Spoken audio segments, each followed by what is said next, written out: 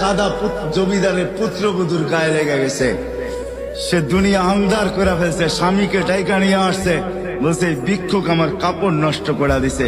সে শুধু ভিক্ষুক ছিল না, বৃদ্ধ ছিল। বৃদ্ধ ছিল না শুধু, জীর্ণ ছিল, শীর্ণ ছিল, শরীরে কাপড় ছিল না, ফাটা চিরা কাপড় ছিল, পায়ে জুতা ছিল না, পেটে ভাত ছিল না।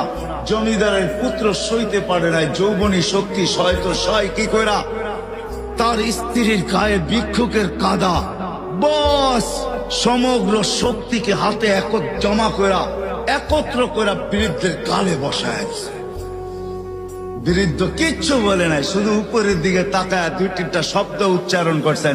শব্দগুলা হলো ইয়া মাল্লা তারা হলো ওয়ুন, ও আল্লাহ চোখে দেখা যায় না, ও তারা কুল্লা শাই, তুই সব দেখিস, ফারা তারা মা বি, তুই কি দেখিস না আমার সাথে কি ঘটতেছে, এটা কি দেখিস না? বলতে দেরি যুবক, মরতে দেরি হয় না। জমিদার চলে আসছে, প্রতিশোধ নিবে। বৃদ্ধের একদিকে মুস্কি হাসি, একদিকে বলতেছে প্রেমের খেলা এমনই হয়। জিজ্ঞাসা করছে কিসের প্রেমের খেলা রে? বলছে ওর প্রেমিকার গায়ে আমার কাদা লাগছে, পায়ের কাদা লাগছে, ও সইতে পারে নাই, যৌবনী শক্তি দিয়ে আমার বৃদ্ধ গালে বসায় দিছে। আমাকেও একজন ভালোবাসে, সেও সইতে পারে না, সেও সইতে পারে না। ও তো থাপ্পড় দিয়া খেলতো, সে জান নিয়ে নিছে, জান।